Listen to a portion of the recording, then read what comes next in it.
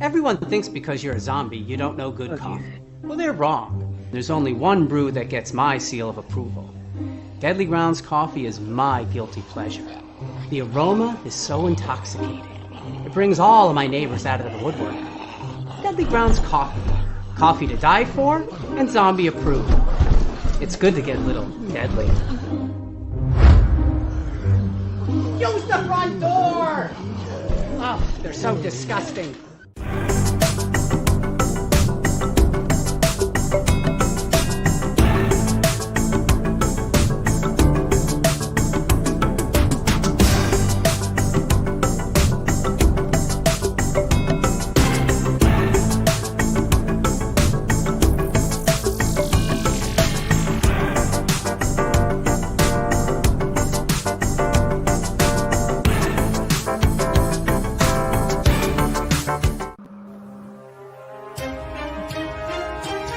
The Dorkening and all affiliated shows are not intended for anyone under the age of 18.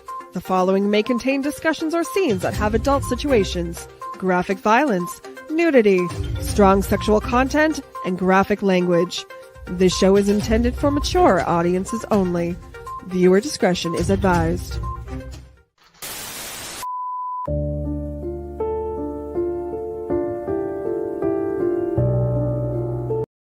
Little 2, little 3, little squirrels, 4 little 5, little 6 little squirrels, 7 little 8, little 9 little squirrels, 30 little squirrel nuts. Little 2, little 3 little squirrels, 4 little 5, little 6 little squirrels, 7 little 8, little 9 little squirrels, 30 little squirrel nuts. Well, hello there, hello there, hello there. Ooh, Ron, your mic's a little sensitive tonight, buddy. It's showing its feminine side. Oh, dude, it's. I almost had to take off my earphones. So that is a great shirt. You like my shirt? I love your shirt. I've just got a flamingo on. Oh, flamingos make me happy too. I just got a Christmas flamingo bag, and I was so happy. It's a running man with a flamingo. So anybody that's never seen this show, welcome to 30 Squirrel Nuts, where we get a talk for 30 minutes. We have no idea when the timer's going to go off because we never hear the timer. It just magically ends the show. So no matter what we do, we never really know. Mm-hmm. Well, that's fine. We love you, Mariah. On a show. We will kidnap you at one point and borrow your time on a show. Yeah, exactly. Of your own volition, of course. So the way that this usually operates is we start talking about whatever. But I think everybody knows what's been going on. And you know what? I have found out some cool little tools dealing with the, whole situation with the snow people of us. Did you know that it's ogo.com. It's OHGO is a really awesome link, and it'll actually show you a lot of information if you're traveling. It breaks down the areas that ODOT kind of covers. Did you also know that the ODOT snow trucks here in Ohio are actually manufactured by people in prison, in the Chillicothe prison? I did not know that until this year. And you know what? I'm going to say they do some fine work on those trucks because so far it's been moving the snow pretty well. But tonight we're going to talk about whatever we want, but everybody's thinking about the snow. And here in our area, it could be anywhere from 8 to I seen 12 plus inches. So we'll Nobody have to figure that out. knows. Yeah. Nobody No knows what's one going to happen until it knows. actually happens. They Exactly. keep changing it by the hour. The report just it keeps getting inflated and inflated and inflated. Nobody really knows for certain, and I don't think it's going to be as bad as people are making it out to be. They're talking about it being another snowmageddon or snowpocalypse, and I'm like, So, Ron, what happens if we get 12 inches of snow? What will happen? the ski industry will have a boom. That's what Okay, people will go skiing. what will you do? Ride my bike into work like I always do. Oh well, there you go. I didn't know you worked on Sundays, but there you go. Well, I don't. We do. We are pre-approved to telework on Monday if the weather is bad. So I may get that day to work from home, but Tuesday I'll be right back to work in the office. So. You know what? Monday, I guarantee I'm going to be at work. I'll fire up one of the 321s and I'll start taking all the snow and putting in big piles over and over and over because there's a good chance that I'll be the first one into work. I might be one of the limited people getting there because honestly, you know, our company's kind of laid back when it comes down to this because safety is key factor to us. And if we cannot make it safe for us, we cannot save or we cannot take care of our wonderful customers very well. So, but the kicker is not as many people are supposed to work as you are. You're right. You're right. I mean, I'm only what, 2 blocks away? Yeah, that's walking distance. And you're right. But I am glad that I am one of the key people that gets to go in there and actually work with all the equipment to be able to move the snow and start cutting pathways for what we have at our facilities. But I will tell you that I'm looking forward to seeing what it is. It's not playing the guessing game of who's going to get what, who's this and that. I've already played the guessing game. And honestly, on Monday, I called my friend and told her I was pretty sure the way that everything was transitioning and this and that. I said, I almost see it being a foot of snow. By that point, where we were located on the map, the foot was down in Kentucky, but it was showing slight sliding up. And it was awesome because everything throughout the week is gone up. This storm all over the United States, no one knows exactly what they're going to get, but I will tell you, it will be terrorizing people down in Friday's area too, because you guys get in the northern part of Texas, ice. I'd rather have the snow than the ice. Everybody will get right something. Now, there's rain. Right. Everybody will get something. It's just a matter of how much something everybody gets. You're people will get hit worse, and some people won't get hit as bad. I'm thinking here it won't be any worse than any of the other snowstorms that we've had in the past years. So I survived them.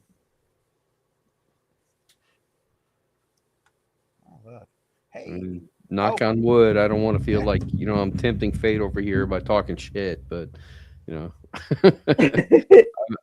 I would like to rely on the faith of past experiences and be optimistic that I don't think this will be any worse than any of the other ones. Well, the one thing I've always said is, why don't you guys always look at the worst projection and start preparing for that? And when it comes by as a breeze, you go, well, that was nice. Yes. No one wants the worst to happen, but it's a possibility. So just take it and look at all the things that I've posted. A lot of things on things to think about, things that you should really do and gear up, because honestly, I don't know what's coming. I know it's going to hit us totally different in a different way. You, Ron, are only like a hour and 30 minutes away from me, but it's going to hit you different than it's going to hit me. Yeah. So I can only imagine how Dell and Ratatosker is going to have to deal with their situation. I don't even know what you're looking at. Well, Ratatosker probably wants the worst because he's a chaos squirrel. And no, he just wants to drink his way. He wants to drink his way through it. He'll drink his way through it. Yeah. Yeah, we're at. I bought a weighted blanket and I just got 19 hours of sleep. So she's going to have insomnia through the rest of the storm. Yeah, but it's 0/-1 here right now with a feels like of -17, and yeah, so it's. I actually have my furnace on. It's only set to like 60, but it's still. I did have to have my furnace on overnight, which is not normal for me. And I woke up, got online, my internet dropped immediately. So I've been working, and I'm running really slow here. It took me a while to join you guys. All right. But it's just really goddamn cold here. That's what we have going on. Yeah, man, everybody is showing different parts, and like what I said, you could be an hour and a half away, and the situations are going to be so much different. I mean, all through the week, I have been traveling down to Cincinnati twice a day, and then once, and today is the first time that I did not go down to Cincinnati, which is fine with me because I didn't want to deal with all the traffic. But it made me start thinking a little bit on what I'm looking around right now is probably going to be snow covered. And if we get the least amount, which their prediction was 8 inches, man, that's a lot of snow in a lot of places that we're going to have to chuck it. And I asked the guy, hey, you do snow?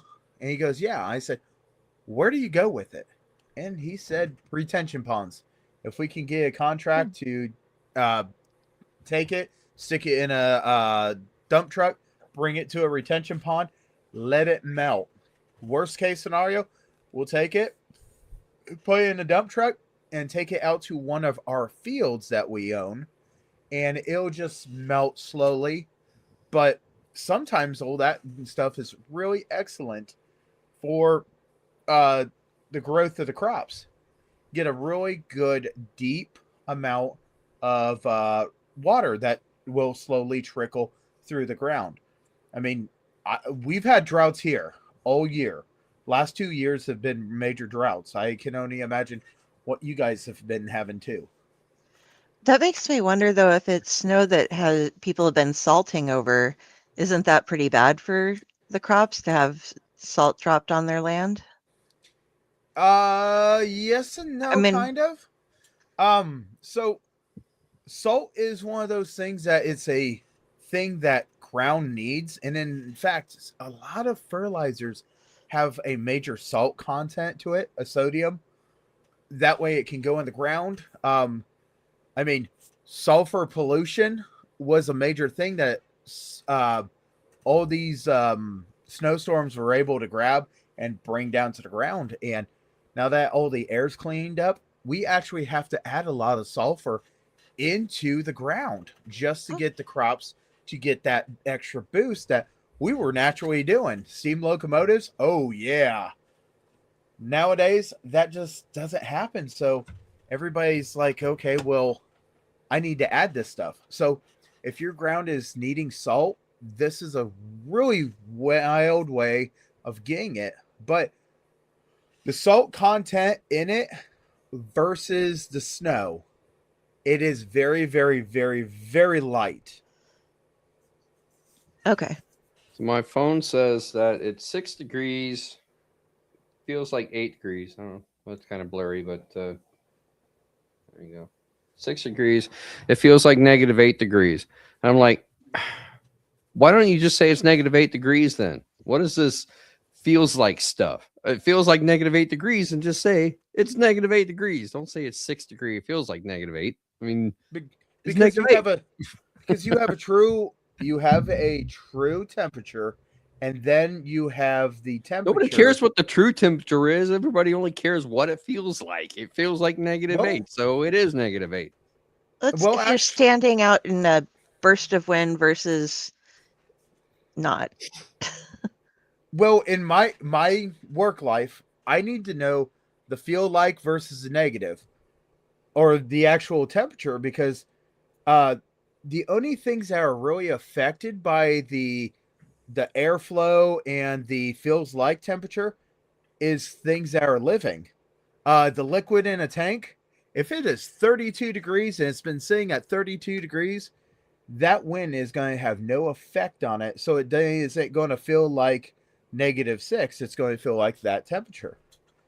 So, I mean, yes, to you, it might not be important, but to me, in the things I do, that's a very important thing.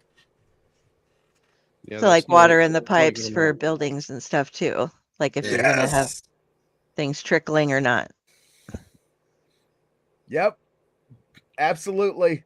That feels like it is not going to affect those pipes, but the actual temperature will.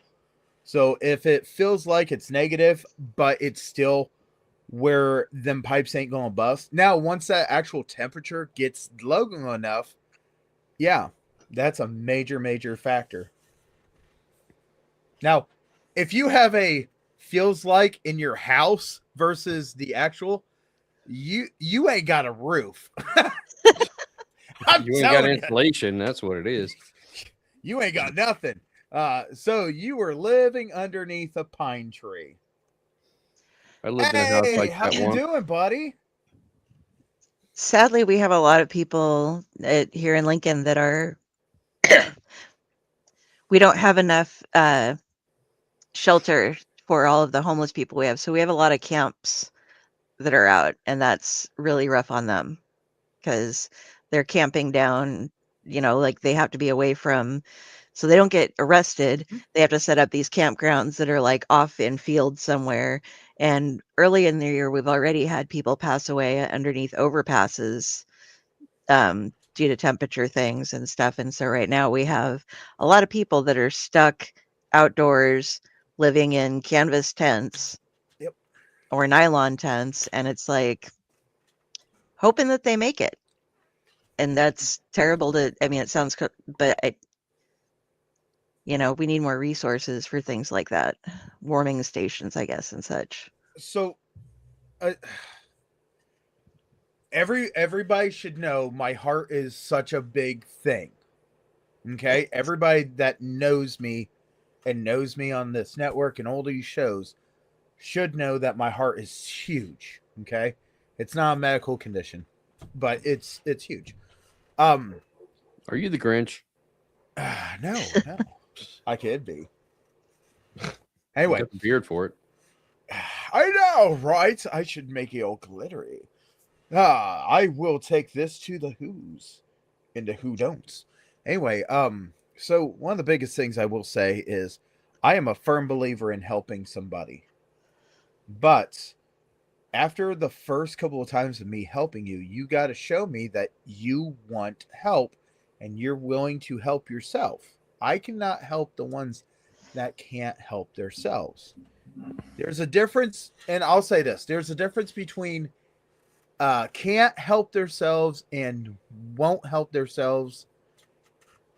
And that's a big factor, okay? I if you won't help yourself, I have to draw a line. If you can't help yourself and you're in a circumstance you need a lot of help, okay, we need to get you where you can start helping yourself. But I totally agree.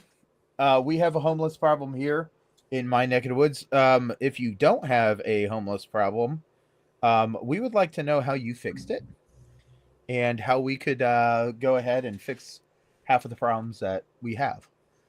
But that is one of the things. We're the same way. We're looking at people. We don't know what's going on today. I got a phone call. Hey, people are getting out of hospital. They need a place to go. They're homeless. Any suggestions? I know I can't do it here, but maybe these people can. And that's the thing. Your area has to have a structure thing. But there again, you have to have the people want to help themselves. I mean, if you don't want to help yourself, it makes it really hard for you to get a lot of help. Um, Also, have a positive attitude no matter what the circumstance is. I know it might not be the best circumstance, but if you're needing help and you're wanting help, having a better attitude about, hey, can you please help me? Versus Jenny just disappeared. She's a ghost in the graveyard now. I can see your eyeballs. But floating eyes, nothing else.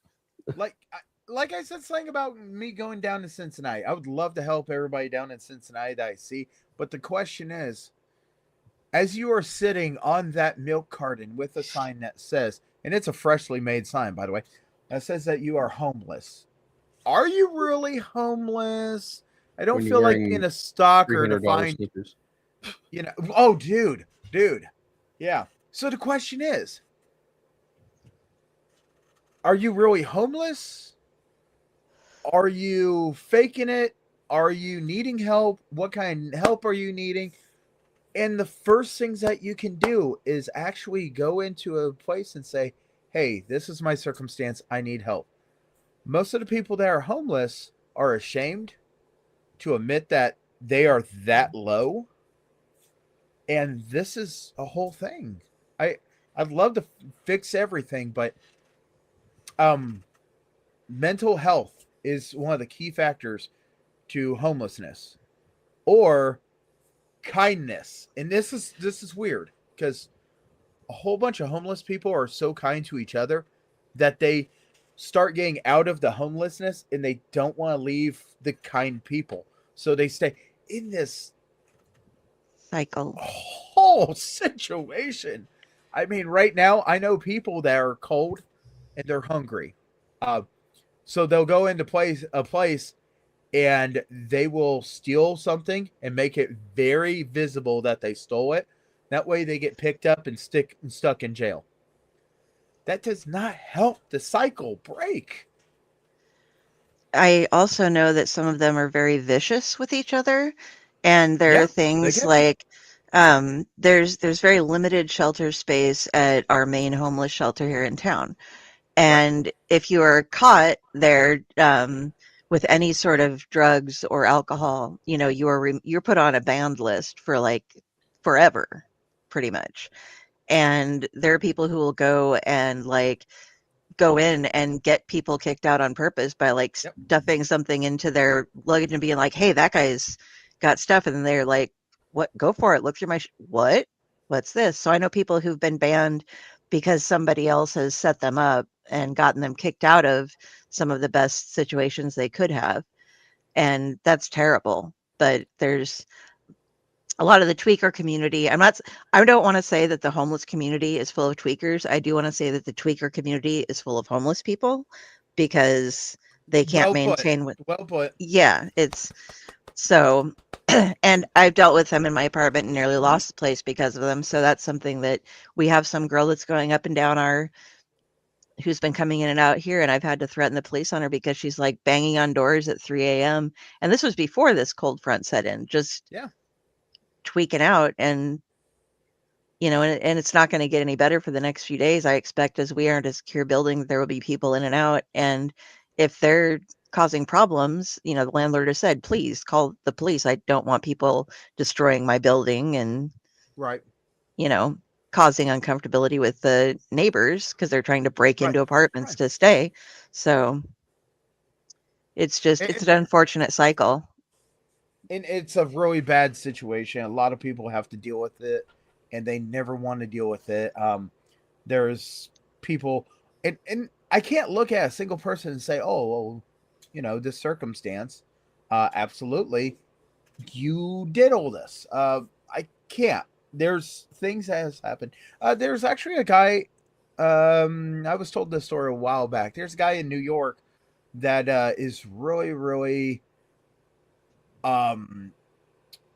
well taken care of now. I don't want to call him rich because, you know, I don't know what the financial definition of that is.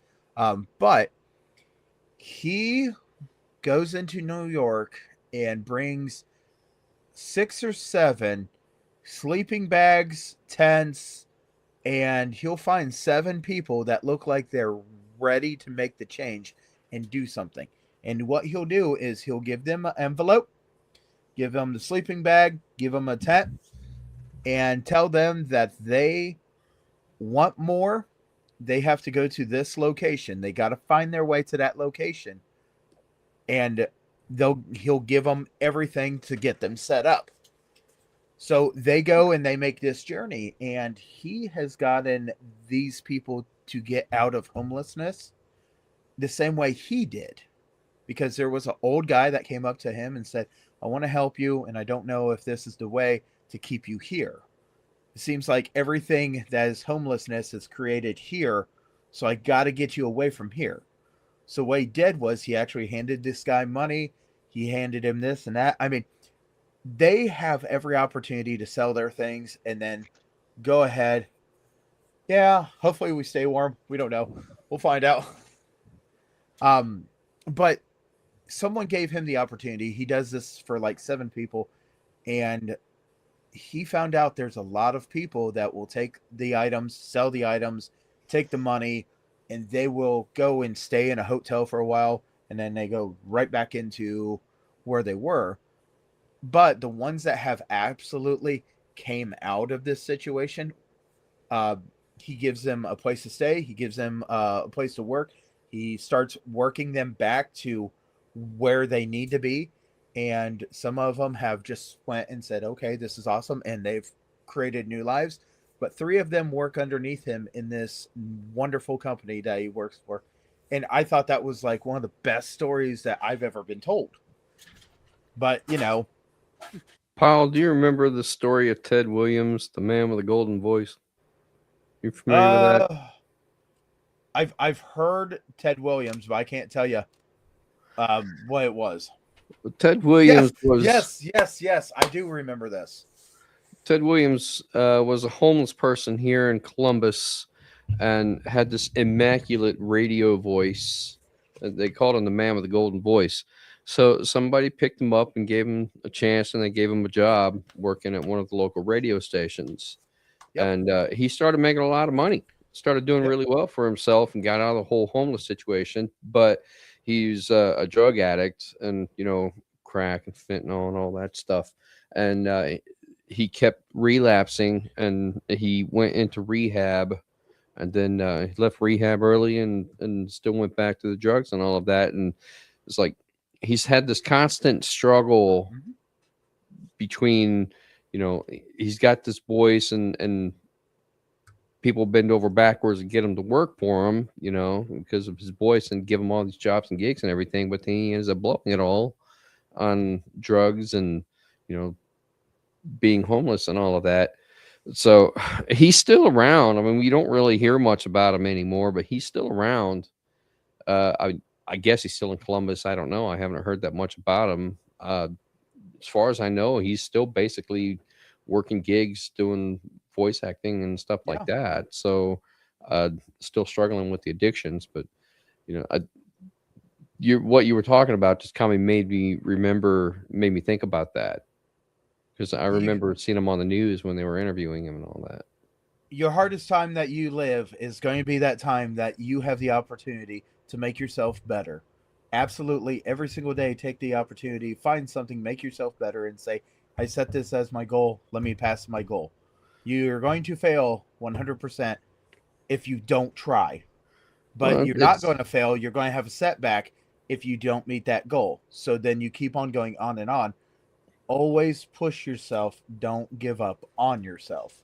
Well, it's like the old joke, you know, how many psychiatrists does it take to change a light bulb? Only one, but the light bulb has to want to change. Oh, geez. I like that one. That's it's a really messed up, though. It's like an inspiring bad joke. Yeah. I feel like this is a dad joke, but I mean, it's it's inspiring. true. We can give you all the help in the world, but like you said, if you're not wanting to change, Right, then all the help we give you is not going to make a damn bit of difference. Right. So, just always just absolutely take the opportunity, set a goal, look at the goal and say, you know what, I'm going to go for this. And when you don't meet the goal, remember, it's not a failure. It's a setback. It's only a failure when you give up. And that came from Thomas Edison, the person that invented over 10,000 ways not to make a light bulb and only one way to make a light bulb work.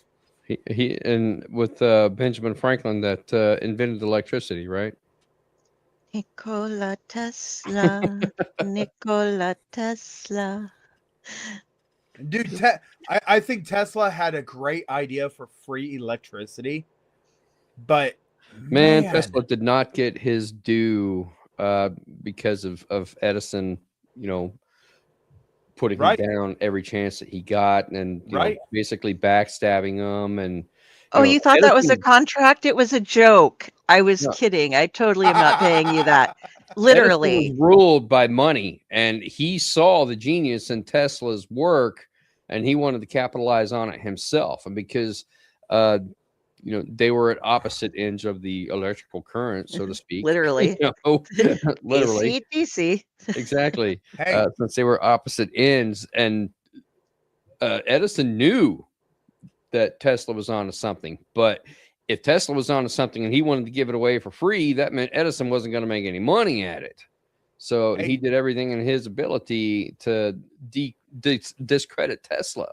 And I think people are just now realizing that, because Tesla's ideas were the basis for how we have Wi-Fi now.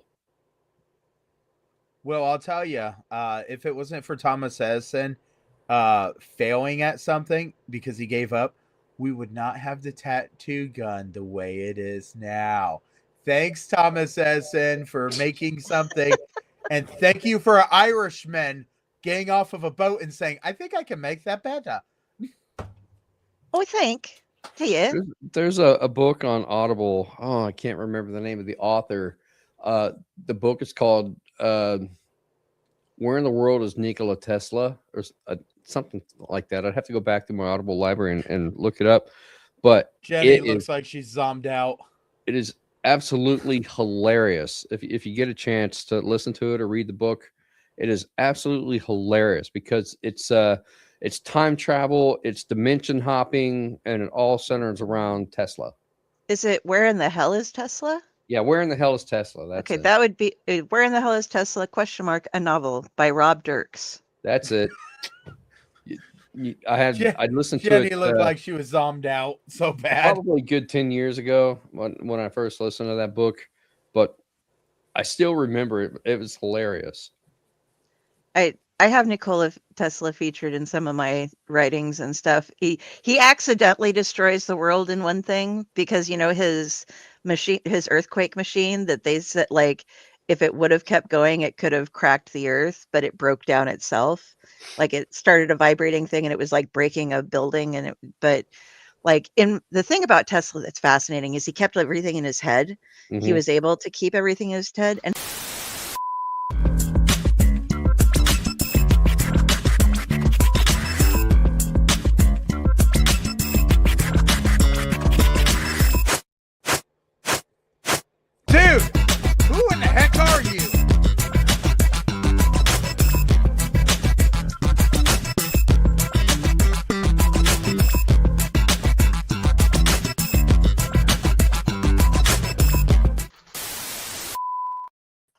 way to leave him on a cliffhanger.